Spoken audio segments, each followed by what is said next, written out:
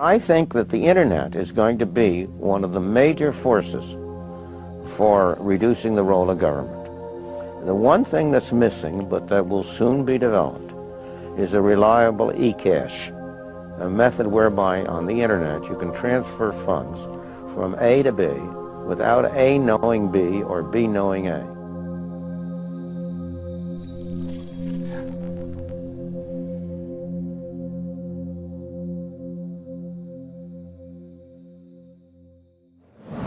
What is a Bitcoin? What is Bitcoin? What backs a Bitcoin? You put some of your money, real money, online, and it turns into Bitcoin.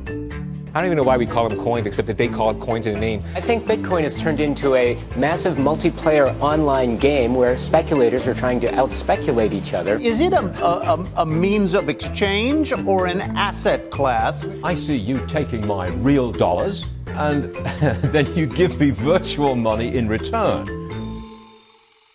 Thanksgiving dinner, my grandmother asked me, what the heck is this Bitcoin stuff anyway, right? And I said to her, do you remember when Visa cards first came out? You were used to paying with cash or with a check, and then a Visa came out. It was this weird payment system that you didn't understand. And she said, yeah, I remember that. I said, well, Bitcoin is just the next evolution of another payment system. Bitcoin. By now, you've probably heard of it. The wild fluctuations in its price has gained the attention of the mainstream financial media. But Bitcoin is much more than just your average investment.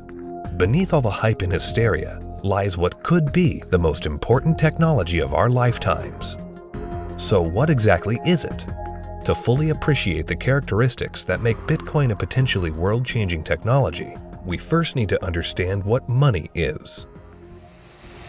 Currency started developing 6,000 to 9,000 years ago, some sort of medium of exchange, and people used something of value. Societies around the world, though, started to select gold and silver as their primary currency about 3,000 years ago, and then about 680 BC, they became money when they were minted into coins of equal weights.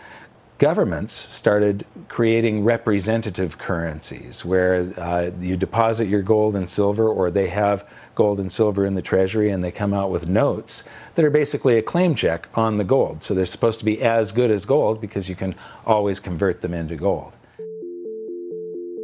Throughout history, precious metals were chosen as money, not through government decree, but because of their unique features. Gold is rare, easily recognizable, portable, durable, and divisible. Above all, because gold is difficult to find and labor-intensive to mine, refine, and mint, it has always been perceived as a store of value.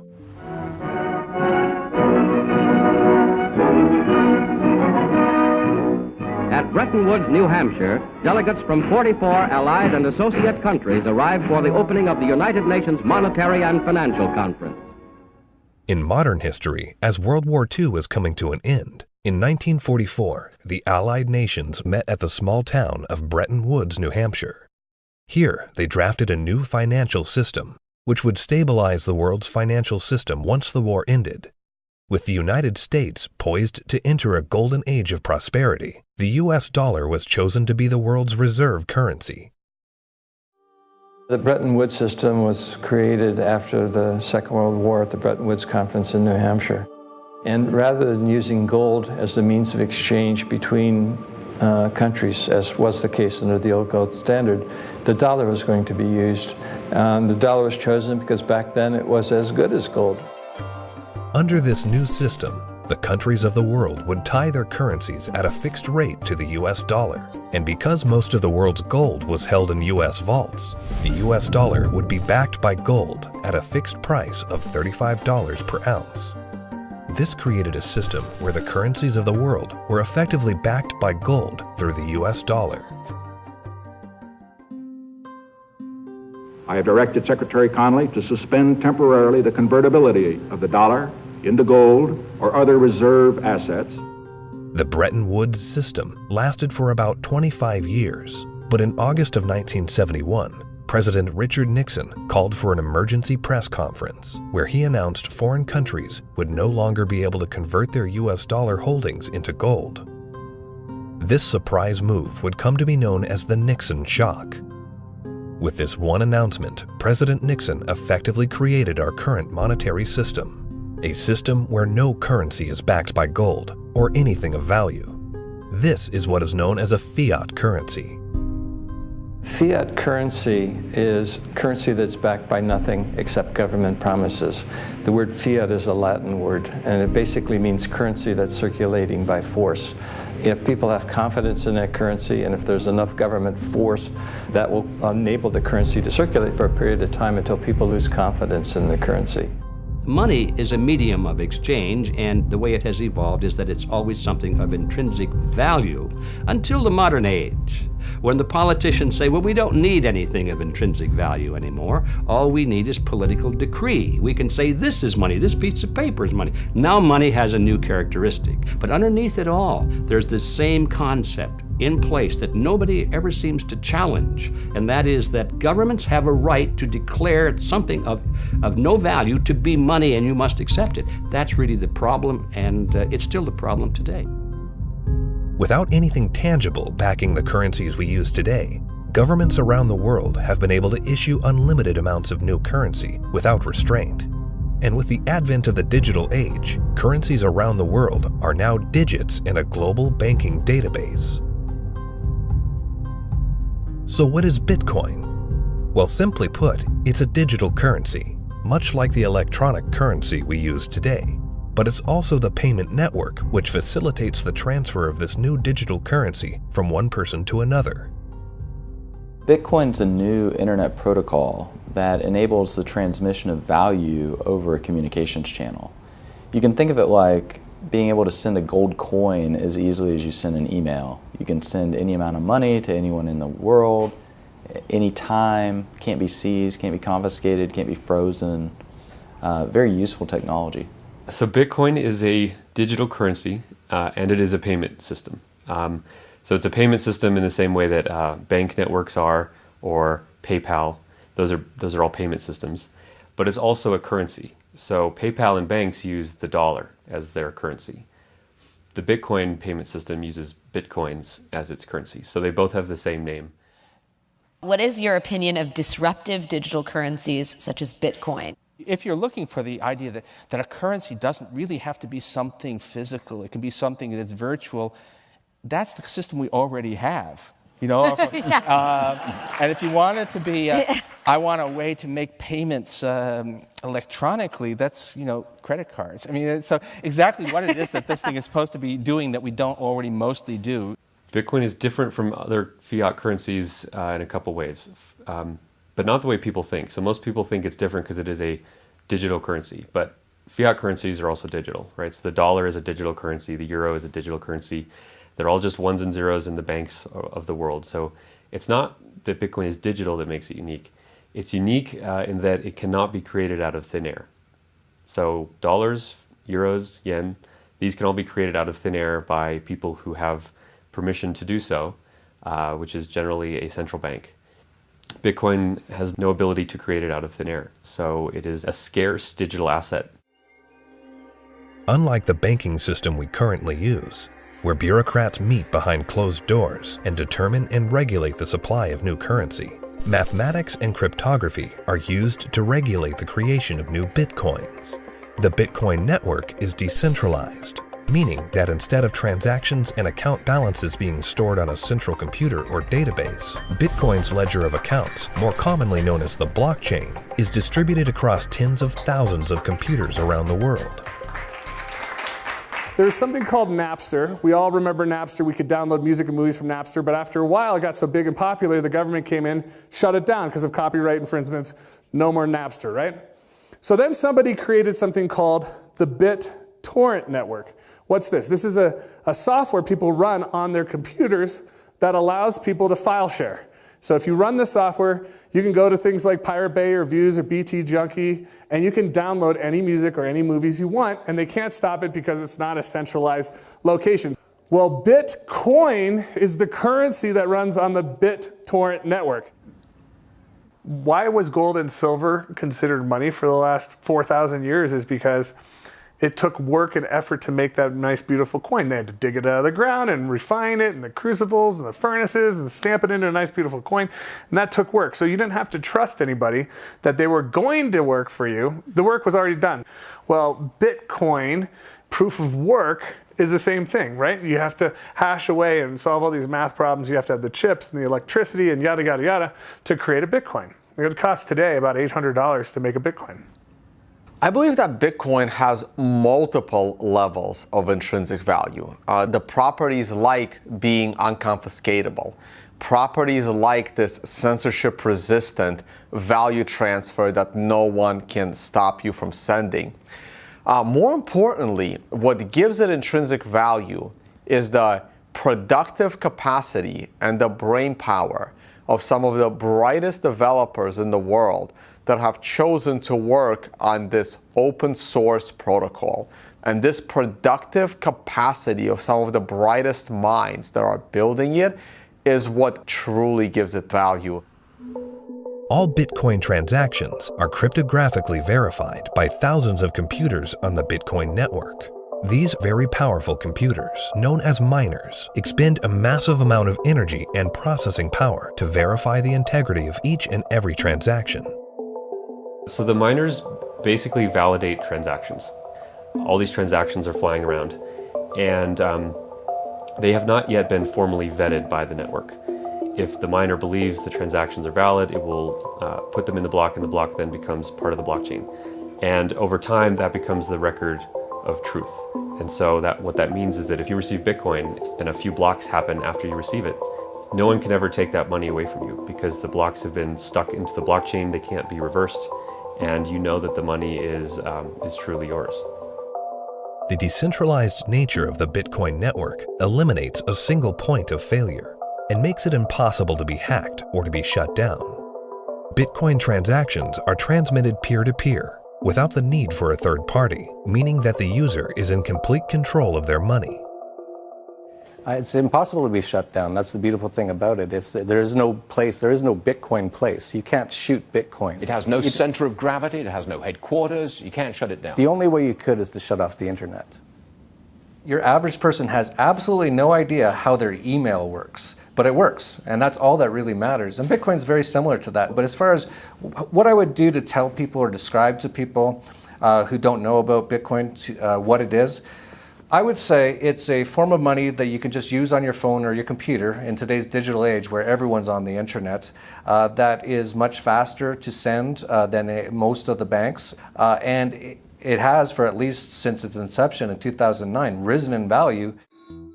For new users, the inner workings of Bitcoin can be quite complex and daunting. But what's important is how this revolutionary technology changes how money is transferred globally. Right now, every single payment that you make to another person goes through an intermediary. Either PayPal or bank or Visa or MasterCard. And more importantly, the governmental jurisdiction decides if you're allowed to make that payment. That payment could be stopped halfway through, and then you have to try and get your money back. With Bitcoin, no one can stop it. The moment you decide to send another person digital value, you can just send it. And there is nobody in your way. There is no one that has to give you permission to pay another person money, and all they need is an internet connection. This has the potential to displace the need for banks as a trust institution. If you and I exchange currency or have commerce using Bitcoin and it goes on the ledger, on the blockchain, we don't need a bank to confirm that that is a valid transaction. One of the differences between Bitcoin and the banking system is it doesn't require a third party to perform. When you make a deposit into a checking account or a savings account, you are actually loaning the bank your currency. They now have title to it, and they have a liability on their books to pay you back one day, but they get to do anything they want with it. And you have this intermediary, this third party, counterparty that has to perform for you to be able to get your currency back. Cryptocurrencies invert the power structure. It isn't a few people at the top controlling a whole bunch of people at the bottom. The power goes to the individual. In the same way that the internet flattened access to information and allowed anyone in the world with an internet connection to learn basically anything they wanted to know and to communicate with anyone else on Earth.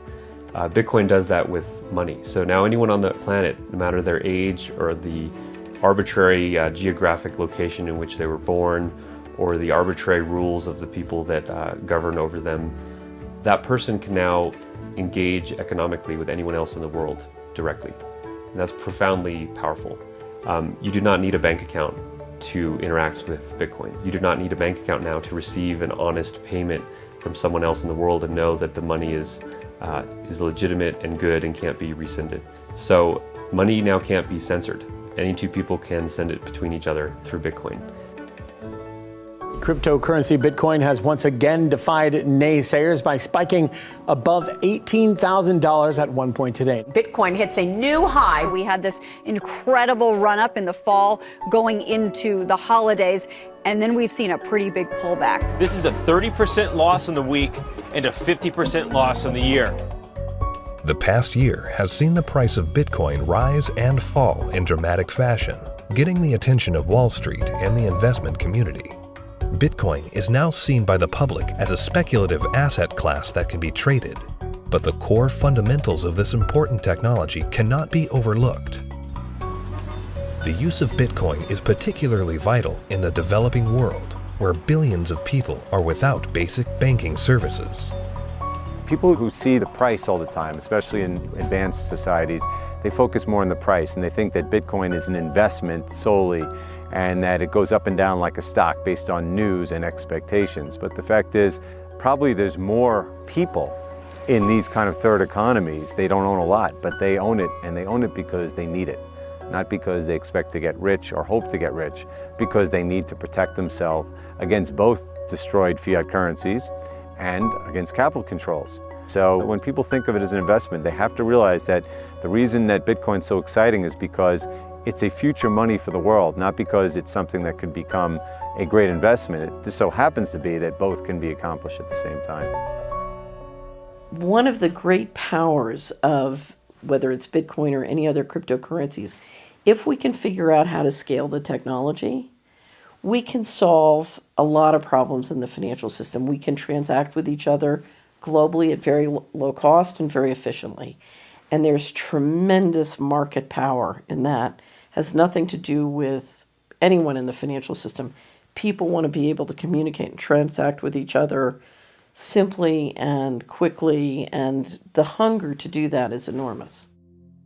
Today, Bitcoin is seen as a financial asset, but as the technology develops, the blockchain that powers Bitcoin may be used to verify transactions other than the transfer of money. Each Bitcoin is divisible into 100 millionth of a Bitcoin, called a Satoshi. These tiny fractions of a Bitcoin can be programmed to represent assets other than money. In this way, the Bitcoin blockchain can be used to verify transactions of all kinds of items without the need for a central authority. The Bitcoin blockchain is a tremendous technological innovation that enables distributed consensus. People are able to come to agreement on what the state of this ledger should be and what it is. And that enables people to have trust without trusting any other party or person or institution. So anywhere we need to have trust, where we need to be able to verify what is the true and correct state of something, that has an application to be put on the Bitcoin blockchain. For 6,000 years of recorded history, we've always had this problem when we want to engage in consensual exchange. That is, if we're strangers, can I trust you? And what's happening with Bitcoin and the blockchain, the technology that powers Bitcoin, is it's now possible for us to have trustworthy exchange without those third parties. The trust is built in through the cryptography. That guarantees the exchange of value. Well, that means that there's this technology that is as disruptive as the internet was to publishing. But this is disruptive to these 100 different institutions that really are the glue that pull society together. You know, everything from as mundane as notary publics to the land titling, to coining money, to voting. all kinds of these things are going to be recreated in the blockchain in a way that we will finally be able to fully trust. But what that means is what we've seen technology do to lots of private industries is now going to start doing to government function. The thing for me is understanding the implications of what this is. You can take 100 million bits of a Bitcoin, each bit is called a Satoshi, right? And you can program that to be anything of value. It can represent titles to automobiles or real estate or diamonds or gold or votes in elections. Anything of value can now be digitized and tokenized, put up on the blockchain, and transacted, can be sent across the internet without having to go through a trusted third party. I think the blockchain and Bitcoin is going to change the world. I think it's going to change everything in terms of protecting people's identities, allowing people to own property. Bitcoin's for the 2 billion people that don't have bank accounts, the 5 billion people that can't prove they exist. They don't have title to real estate and stuff. That's what Bitcoin's going to change the most for those people, is because, they're going to jump from the third world to the first world. It's really going to revolutionize Latin America, Africa, Southeast Asia, where people can finally now own real estate. We can have a transparent election that can't be hacked. Imagine. That's going to change the world in and of itself. Tempers are beginning to flare. These people have already been in queue for more than 3 hours now. Carrying currency notes, the government suddenly banned on Tuesday night. Because anyone can start using Bitcoin by simply installing an app on their phone, Bitcoin can be used by the developing world to protect their wealth from unstable currencies and government control. We're seeing it behave as a crisis currency in Venezuela, in Nigeria, in Zimbabwe. When these countries can't get a grasp on their own monetary policy, people flood to Bitcoin. The fate of the unbanked and underbanked population no longer lies in the hands of corrupt governments, centrally planned economies, and central banks. There's a new option, a plan B. Personally, I live in the United States, and a lot of people in the US get bank accounts very easily, have credit cards, debit cards, and all of that, and they don't find that there are too many frictions and pain points. But in a country like India, there are 233 million individuals who are unbanked, who don't have access to a traditional financial infrastructure, and so they're operating cash payment to cash payment. But Bitcoin has become a game changer. So individuals, in essence, can hold on to it, they can spend it, they can transfer it internationally. There are so many use cases. Currently, Bitcoin transactions can sometimes carry a significant fee, making it unsuitable for use for small transactions. But Bitcoin is programmable money, meaning that new layers and technologies can be integrated into it. In the near future, one such development, called the Lightning Network, will help reduce the cost of Bitcoin transactions. At the moment, Bitcoin is actually suffering from being too popular.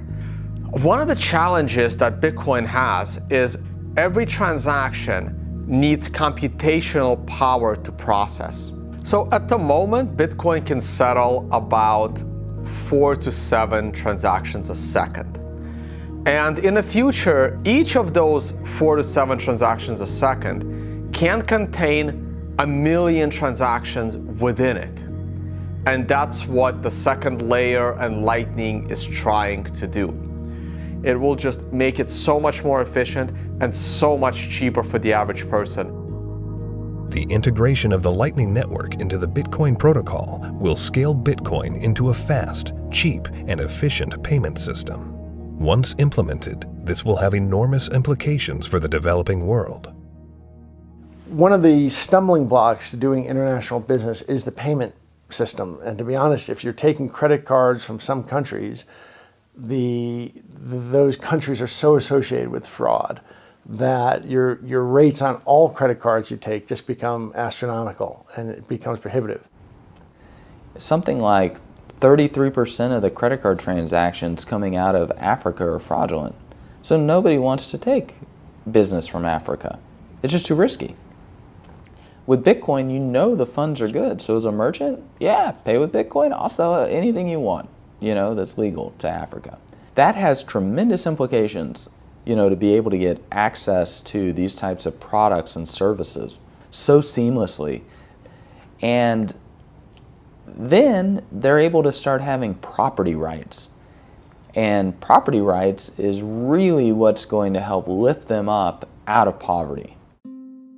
Closer to home, in today's digital world, governments have started to phase out cash, replacing it with digital currency. In this environment where concerns over personal privacy are very real, Bitcoin provides monetary sovereignty outside the control of government policy. When you have a situation where the government is trying to control, they don't want people to have the means of hiding anything from them.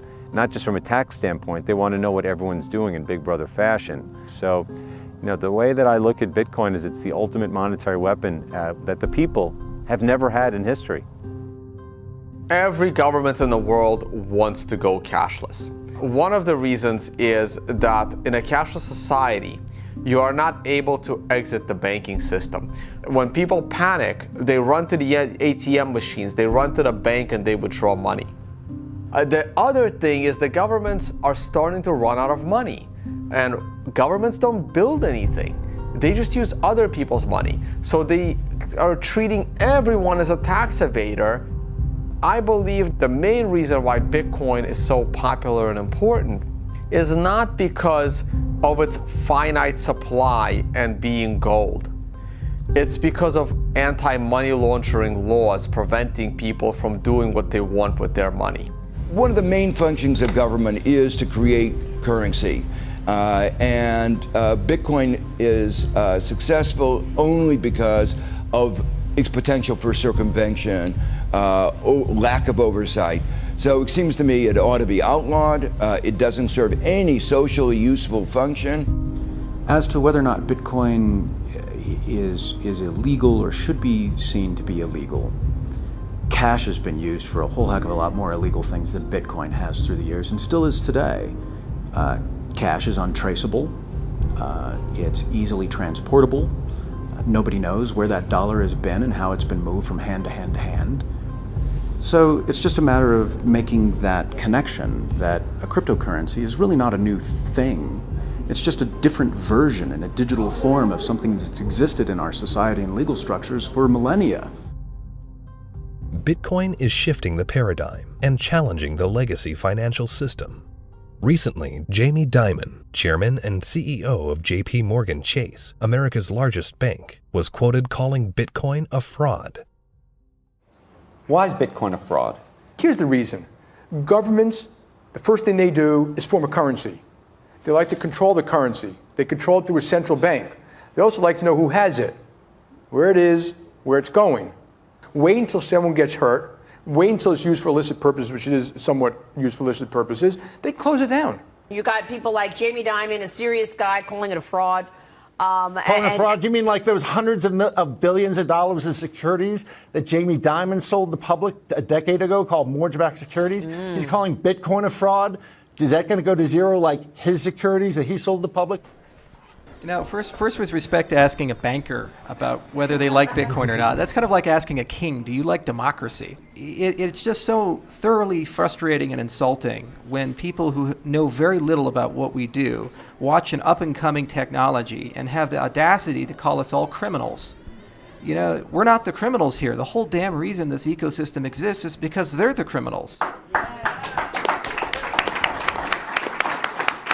And it doesn't really matter at this point what he thinks. The genie's out of the bottle. Somebody in this room or somebody at this conference or somebody around the world is going to solve the problem of decentralized lending and value-stable currencies and decentralized exchange. And within 5 to 10 years, banks will become less and less relevant, just like landline telephones are becoming less and less relevant. And we're going to wake up one day and we're going to be in charge of our own money. And Jamie Dimon, in retirement, can watch the world as it is, not the world as he would like it to be. The Bitcoin blockchain is built on decentralized consensus outside the control of a central party. However, with the hype in the rise of cryptocurrencies such as Bitcoin, both central banks and commercial banks have started to develop their own digital currencies under the guise of what they call blockchain technology. My big fear is that what is going to happen is blockchain technology will be adopted by governments, and fiat national currencies will be run on blockchain technologies, and the whole monetary system globally will eventually become cashless. And at that point, if it's centralized and there's an entity that runs the blockchain, they can lock you out of it if they don't like what you're doing, and they can trace everything that you do. Every transaction, everywhere you go, will be recorded. And so, you know, if we're not careful, this has the ability to enslave us or free us. I think blockchain or any kind of open ledger distributive database will have a tremendous impact on our world. My fear is that, and this is used to centralize, digital technology gives a banker the ability to put a chip in you, to tax you whenever they want, to interface with a money system with you physically, and to perfect the collateral. So I love the innovation, and the question for all of us is, how can we innovate and make the financial system more efficient and do it in a way at the same time where we distribute the power lines in the political system? The blockchain is a technology, which is a good technology. We actually use it. It will be used for a lot of different things. God bless the blockchain. Cryptocurrencies and digital currencies, you know, I think are also fine. You know, JP Morgan moves $6 trillion around the world every day. We don't do it in cash. It's done digitally. If it can be done digitally with the blockchain, so be it. But it'll still be a dollar cryptocurrency. A majority of the people are using the word blockchain, and they don't really care whether it has this decentralized mining. The government is going to just have a digital representation of the dollar. They can call it a blockchain, but there's not going to be mining. There's not going to be decentralization. It's going to be a centralized coin. Whether they call it a blockchain or not is irrelevant. The whole purpose of a blockchain is to remove control from a central party. If you're a central bank and you make a blockchain for dollars, and then you have dollar coin, if you still have full control over the dollar coin, you can create how much of it you want, you can control where it goes.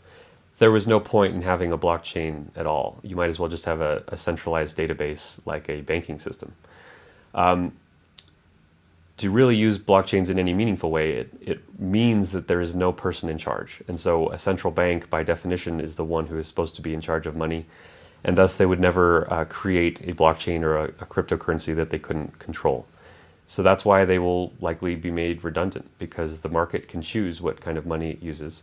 And it now has a choice between a digital currency that can be controlled by central parties and inflated without limit, or a digital currency that cannot be controlled by any central party and that has a fixed amount and can't be debased. Over time, that's going to be a very obvious choice. Bitcoin and the blockchain behind it are incredibly powerful technologies.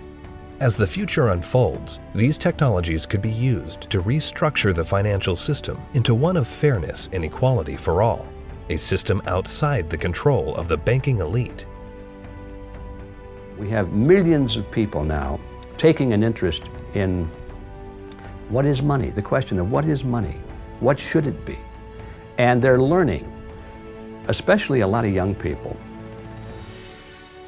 Precious metals were once money. Then came the era of paper money. Could we now be entering a golden age of decentralized digital money? Only time will tell. Bitcoin is first and foremost about changing how the financial system of the planet operates. However, Bitcoin is also a financial asset itself, and it goes through these bubbles, and people have made many millions of dollars when they buy it low, and then it goes up in value. But that's not really what matters at all. What matters is that it's actually going to change the entire ecosystem of the planet, how all humans interact with each other, and that's a very exciting thing to be part of.